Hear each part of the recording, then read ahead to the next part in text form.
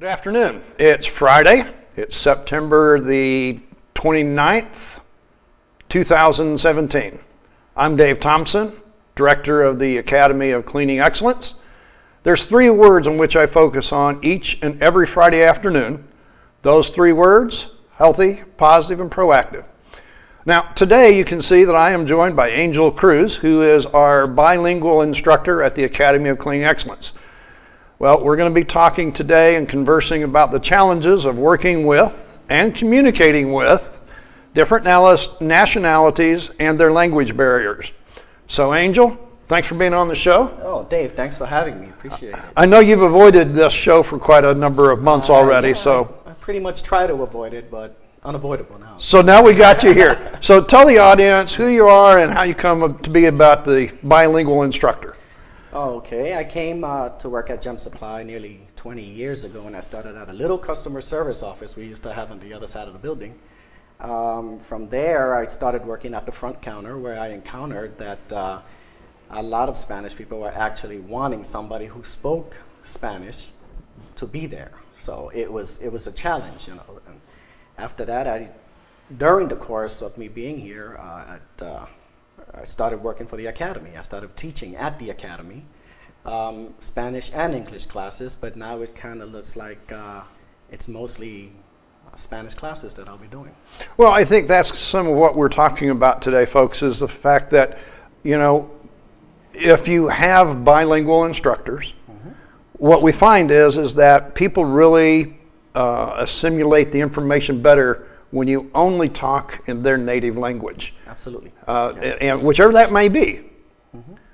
You know, there's a lot of bilingual people on the other side that English is their main language, but they may know French, but they don't want to talk in French all the time. No, you're right. They also want to, you know, sometimes it's just not a different dialect. There's also something called Spanglish, which is they can speak Spanish, but they throw in English words, or speak English and throw in Spanish words.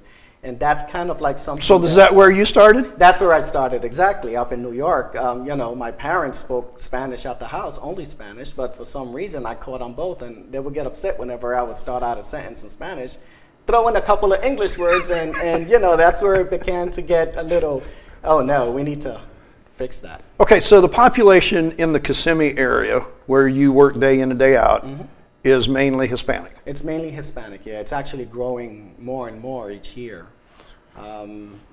It's a different Spanish dialects, actually. People from South America, the Caribbean islands, you know, they're all coming down or are here, and it's kind of like something that we have to try to work with all the different dialects, because, you know, you don't want to offend nobody.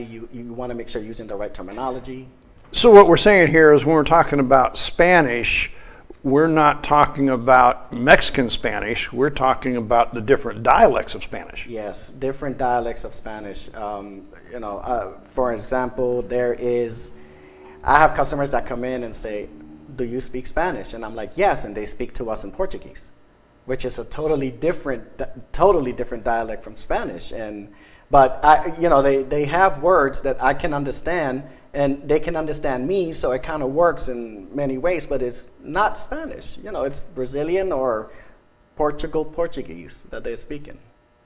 And so you had to learn those dialects. I had to learn those dialects pretty quick, because I'm going to tell you that I have a lot of customers who are from Brazil or Portugal, and they starting their own businesses, and that's a language that I had to pick up kind of quickly. So whenever we're here at the Academy and we're trying to instruct a course, you know, we have a printed word, you know, that we put out. Right. And one of the things that we're working very hard to do for 2018 is to provide to you a complete dialogue, printed version, online version, everything in Spanish, so that what you can do is better communicate, right? Absolutely. But, you know, sometimes when we talk about printed dialect, or we talked about Googling, like Google Translate, for example, they're not exactly, I'm not going to downplay Google, but they're not exactly helpful, because some of the words are just not the same meaning. So you're going to tell me that the translations that I've done using Google Translate Totally wrong. No, I'm just totally wrong. No, but that's why we're talking about it, right? Yeah, yeah. You see, Google Translate will give you the basic. You don't even know what kind of Spanish, because like I said, there's different dialects. How many different dialects? Oh Lord, I can't even count, Dave. It's just so many. Well, see, I've had some experience with another company that I've worked with, right, and we found 13, and I don't even know if I found them all. I don't know. It sounds like there might be more out there. So. But that's the whole issue. That's the whole issue. Yeah. You know, it's one of those things that we need to communicate these terms completely to them. Absolutely, which is why when I start out the courses, our education courses at the Academy, I have an icebreaker where I'll just tell them, okay, listen, my Spanish is from Brooklyn. Well, you know, they just get that as funny. I said, my Spanish is from Brooklyn, so if there are words that, you know, I'm saying wrong, please correct me. And believe me, throughout the whole course, it's not that they're always correcting me, but they're always trying to teach me a certain word. Maybe you should say this word. But you know, as instructors, you know, we talk about this all the time. Yeah. We're coaches as much as instructors, and I think that's a part of the blend of a live class versus an online. You can't do that online. No. You can't be helping each other, and I think we learn. You know, as we have since I've come here, we've been learning, and that's why we're doing this for 2018. Yes. Well, the thing about the online classes that if they want to take it, the big benefit that they have is they can ask us, come back to us and ask us what does that mean, if they don't exactly know the meaning of a certain term. So if they've taken the online and then they come to a live. Right. But if they come to a live to begin with, they can just They can just, you know, correct me, and then we can work at it together, which is actually really a cool thing to have in our academy. Well, people are graduating from your classes, so apparently you're communicating right. Well, they're not going to get a certificate just for sitting there. They need to, you know, I want to get it across every aspect of what we're teaching and training, you know. Absolutely, and so I think that's the thing is this is communication of not just how to do. We've talked about this before. Yes. No, it's not just it's not just about how to do it. We have to learn. We have to make sure that they understand everything from the training to the from the training that we give them on the board or on the screen to the equipment training that we do on the floor. Yeah, I mean, this isn't, you know, the printed word is the education. Is the education. You know, the testing is the education. Education. And but there's the hands-on, and that's what they get in live versus an online. And online, right. I mean, even though we can put videos on the online, they're not the same as It's not the same as me standing there and explaining it to them the way they want to see it, you know, the way they want to understand it. I mean, you know, we've had hundreds of classes. Yes. You know, hundreds of people come through classes. And I can tell you that whenever I teach an English class here in Orlando, I will always have people going over there in the corner, and, you know, they're either on their phone texting, right, or they're talking to somebody, and it's not in a language that I understand, because it's not English. Well, yeah, because whenever we say, okay, it's like, let's say it's an English class, you're not going to get everybody who just speaks English. Most of these people are going to, any person are going to be the ones to speak two languages but understand one better than the other. There's many bilingual people, and we're not talking just Hispanic. No, there's many bilingual people. You can know English and French, English and Italian, English and Spanish. You know, it's just so many. So if they communicate better in that language, which is English, with your classes, they're going to probably try to find out what it means through through their devices, or, you know. But isn't that though why we're doing what we're doing with you and the Spanish, is so that whenever we do take those breaks, you're not like me, right, not wondering what they were actually communicating. What they, you know, I always kind of think, were they actually trying to figure out a shortcut?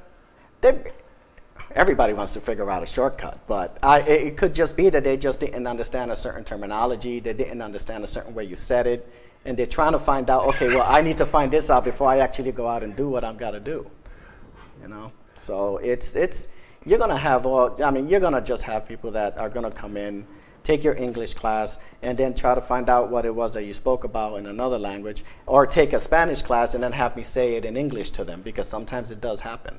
So what about when we get specific You know, microfiber is one of the big things in our industry. We talk about it all the time.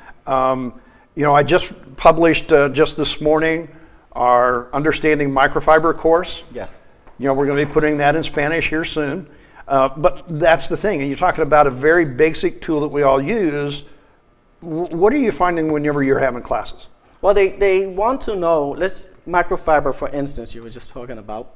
They want to know, like, if I'm going to use microfiber rags, they want to know what's the difference between a microfiber rag and a cotton rag.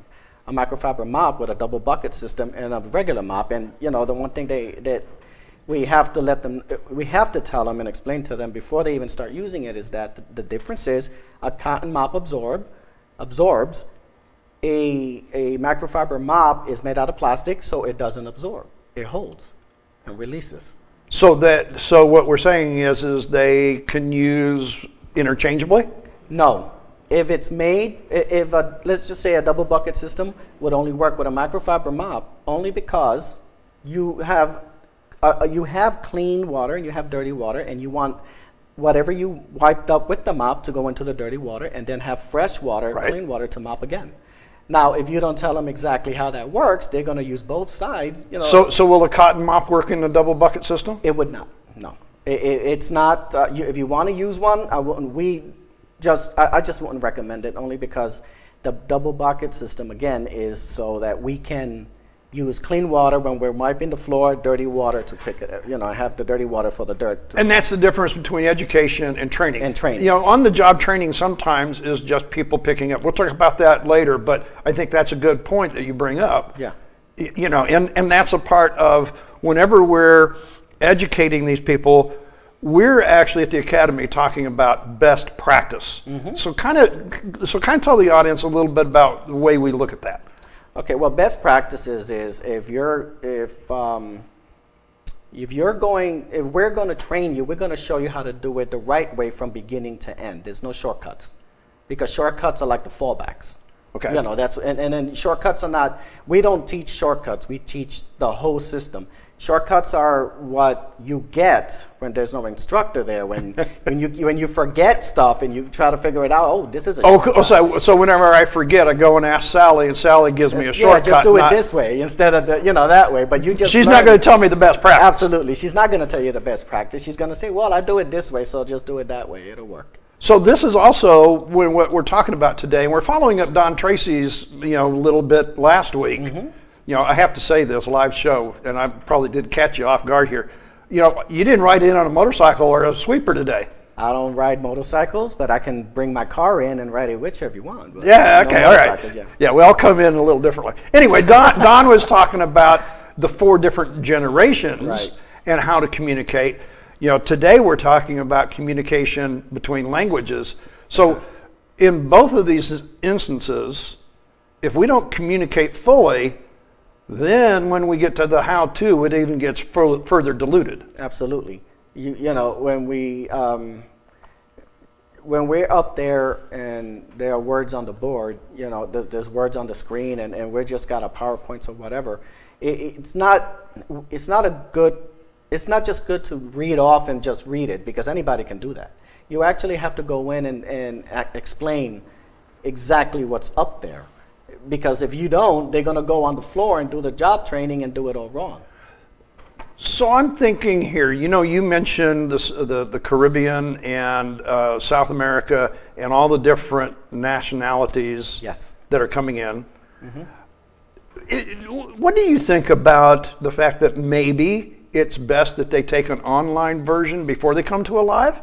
Is that a good track? No, I think the live version, because it's more understandable between student and teacher if you're face-to-face. You know, if it's a live version, that's what it is up there. You know what I'm saying? It's just, this is what it is, these other words, this is what he's talking about. In live classes where I'm going to give you a really brief example, is if I have somebody from Mexico, Puerto Rico, and El Salvador, they're going to have different words for the same thing. So we want to catch that. So when in live instruction, you can do that? You can do that, yes. Absolutely.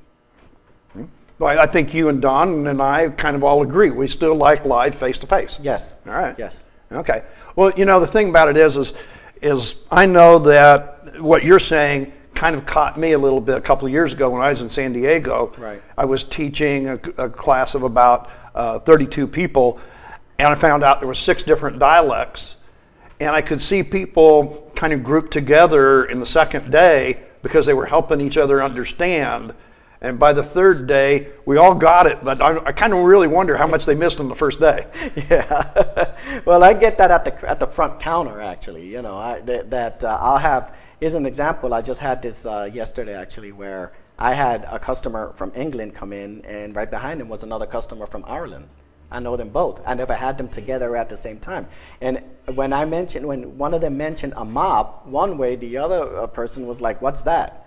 And I was like, "Well, this is a mop." He says, "Oh, we call that," I forgot the word, he used it. He says, "Where I come from, we call that a rag." They call that a rag. Oh, they call a mop a rag? Yeah, they called it a floor rag. That's what they call it, a floor rag. And I was like, oh. Okay, so this is kind of why we've kind of developed an interactive kind of game. And I don't know that you've played it yet, but we've had some customers have played it. And this is so that we can interact with people without us being there all the time. It's called Scan Trivia from the Academy. And basically you scan the QR code, you get on your mobile device, which we all are carrying around with us, and you can scan it, you can see different questions, and you can kind of get a flavor for learning about cleaning knowledge.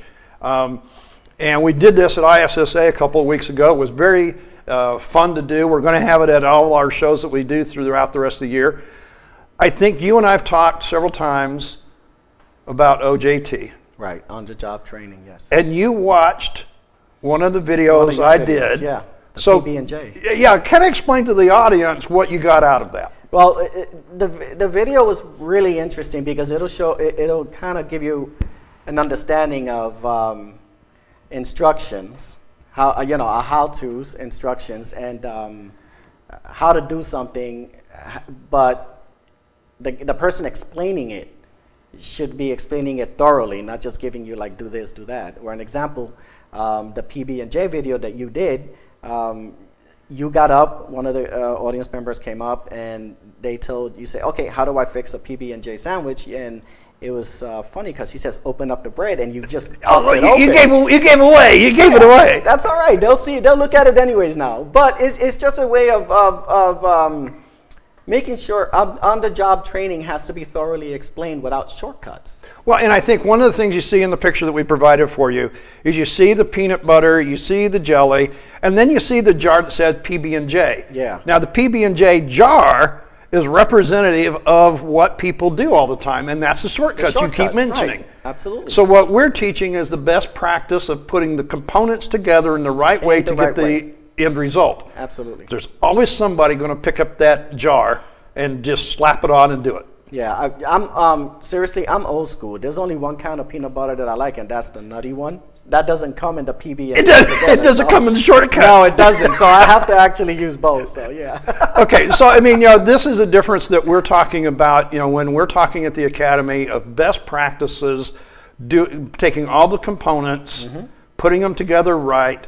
We are all going to find that shortcut. It's like you said before, and our kids do it as well. They find the shortcut. They find the shortcut. But you don't instruct them, do you? No, we don't. That's why I guess my kids avoid me at home, because they know that I don't have shortcuts. This is the way you got to do it so it can come out right. So yeah. So when you're an instructor like us, it doesn't matter who we're talking to. We're always instructing. We're always instructing. Yeah, it's just a daily part of life now for us, Dave. That's all it is. So any closing thoughts? Well, yes. When educating as coaches, we have responsibility to communicate in terms of our students to understand not only the terminology of the words, but also the on-the-job training. We have to make sure they leave knowing there are no shortcuts, and leave knowing that this is the way the job has to be done in order to get it done right. And so this is communicating in the best way. Communicating in the best way possible. It doesn't matter how many dialects are in the room, different dialects they're in the room, but you have to find a common ground, which is pretty easy at the moment because I've learned how to deal with it with all my students. You got to find a common ground to where everybody will understand what you're talking about so they can actually say, I got it. And it's a big job. And it's a big job. It's not as easy as you might think it is. We are trying our very best. We're going to be working on a number of things over the next few months so that we can really roll out a really robust program to address the issues that you have found and I've realized. You know, it's been great working with you for the last 10 months. I wonder what's going to happen in the next 10 years. I'm excited because I know great things are going to happen in the next 10 years. Cool, cool. I know we're going to have a lot more coming. Well, you can see that we're getting it all together. We both got our Academy shirts on. We got our Academy cups. We're ready to go. We're going to have the classes ready. You can find all of our education on our website. That is academyofcleaning.com. We've got 5 campuses running now: Atlanta, Tampa, Lakeland, Kissimmee, Orlando. Angel works day in and day out at the Kissimmee store. He's here at Orlando whenever we need him, and we'll put him wherever we need to go. Anywhere. Anywhere. I'm ready to go. Okay, so as you can see, we've got our live classes. We've got our online. We even have our master certification coming up that's going to be on the cruise ship to the Bahamas. I will tell you that Angel is not going to probably be with me. But I'm not going to be teaching in Spanish, even though I'm going to be in the Bahamas. But maybe on the next cruise, we'll get you on that one too. Yeah. All right.